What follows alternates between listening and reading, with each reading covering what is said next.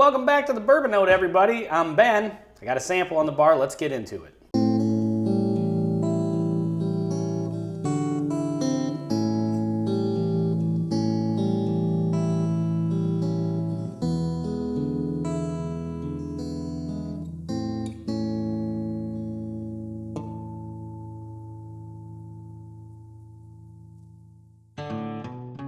All right, so today I've got a sample of BAM. This is Michter's 10-year bourbon. This is a sample from non-bike riding Dave Vogelsang. Dave, thank you so much. Dave sent out a amazing sample pack, and so I've been happily making my way through these. This is one I have never had before. I probably will never find a bottle of it because it's pretty difficult to get a hold of. This is, let's see, so Michter's 10-year, this is 24A0533. Oh, that's the barrel number. I'm assuming this is the 2024 release. 94.4 proof. 10-year age stated, as I said. And so this one is one of Michter's, you know, they release a few different kind of premium products. I know some of their stuff can get really expensive, but some of their kind of basic premium stuff is like the 10-year rye, 10-year bourbon. I know they've got a toasted barrel, and they have a barrel strength rye, which is pretty good. So this is my first time, aside from the barrel strength rye, really kind of getting to explore the Michter's brand beyond just the basic offerings. So that's exciting. On the nose, it's pretty freaking amazing. Really, really deep and rich. Some great caramel and maybe some salted peanut shell. Just the right amount of oak. It's not coming across as tannic, but it's coming across as like oaky, like oak flavor. Not even char, just literally oak, which is interesting. So it's kind of all those other flavors kind of wrapped around a little bit of oak. Yeah, so far on the nose, it's great. Let's see what happens on the palate. Cheers.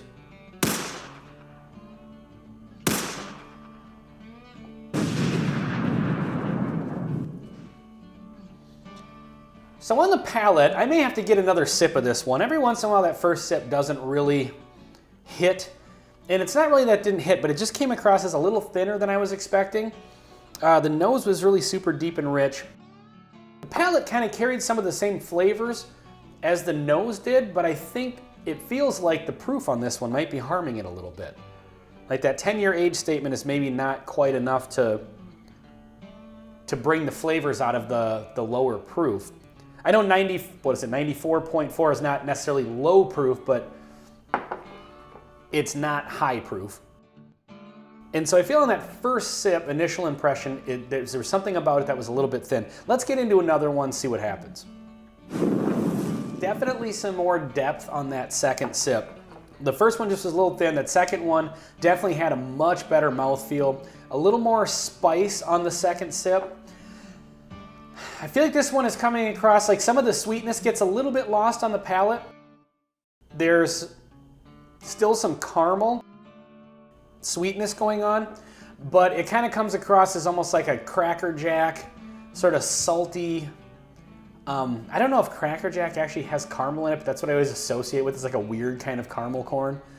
But it almost kind of has that, where it's got like a sort of a salt and pepper vibe on top of a little bit of sweetness and oak. I don't know if this is making any sense at all. This is kind of a confusing bourbon in a way. It's just weird. It's like the sweetness from the nose is not transferring to the palate quite as much. And I think that especially that kind of spicy pepper note is kind of starting to win out. Boy, this one is just kind of all over the board here. Or maybe it's just me. I don't know. Let's go in for the third sip, see what happens. So I actually, when I do the little cut when I'm tasting, and I cut away, as you just saw, during that, I actually had to pour a little more of this, just because, I don't know, I'm having a hard time pinning this one down. Sweetness is coming through a little bit more. There's a little bit of leather. There is something I've been trying to figure out how to describe it. It's kind of that varnish note, which I know sounds like a terrible way to describe the way something tastes, but it's actually not a bad thing. Maybe you've experienced that on bourbons and you kind of know what I'm talking about and can relate. But there's just a lot going on here. So I think that's a good thing. I feel like this is one of those ones, I've said about a bunch of other bourbons, you can sit with it for 20 minutes, half hour, have a pour of it, and really just kind of pick it apart. And I feel like it'll just kind of take you for that ride, a lot of different flavors. But I feel like it's one of those ones where I don't know if it's going to be a bunch of new flavors, just flavors that are there that, you know, on one sip, one flavor stands out. On the next sip, another one stands out. It's really good. It's a really, really good bourbon. It's got a nice mouthfeel to it, so it kind of carries a little bit of that premium bourbon experience. But the price point, I think the MSRP, the last one I saw of it for the 2024 is $186. Would I pay that for it? No, I would not. There's just too much other good stuff for less than that. I mean, once you get that high in price, I kind of tune out. I mean, I don't know. I haven't had a lot of bourbons that I would pay that much money for, to be perfectly honest. Well, this is great. Yeah, I just don't think I would do that at the MSRP. So that's kind of the bummer about this. One thing about Michter's that kind of adds to their flavor profile, they have a lower barrel entry proof. Jeez. I believe it's 103, if I remember correctly. So that definitely kind of helps their whiskeys have a lot more flavor at a lower proof. And so I think that definitely comes through on here. Again, I know 94.4 isn't exactly low proof, but not exactly high proof either, especially for a $186 bourbon. Usually you're getting cask strength for that. But yeah, I mean, this is really good. If I had to describe this, I know I'm kind of rambling on this one just because it's really kind of sending me for a loop here. It's got a lot of oak, as you would expect on an older bourbon. It does taste kind of old and dusty, like some of those older bourbons do. I would actually maybe guess that this is older than 10 years, to be perfectly honest. So it has that going for it. There's some sweetness there, but I feel like the sweetness is kind of wrapped in those oak and kind of salt and pepper sort of notes. There's more of a spice and a sharpness to it around the sweetness that I think kind of wins out a little bit. And maybe a little bit of that tobacco and leather. Very, very light tobacco, I would say, but there's definitely some leather notes in there. So I think those are all kind of like the prominent notes on it. So yeah, I realize that this review is kind of going off the rails because I just don't really know how to describe this one.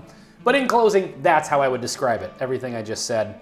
So I guess you have to make up your mind on the $186 price point. I'm out at that point, to be perfectly honest, but this is a great bourbon. I'm super happy to have the sample, so Dave, thank you very, very much for sending this. I will definitely enjoy the rest of this. I think I would love to try that with a cigar or something. I think at the proof point, it would still stand up to it. So anyway, well, folks, this has been the 2024 Michter's 10-year bourbon on the Bourbon Note. Please like, comment, and subscribe. Thank you very much for watching, and we'll see you on the next one.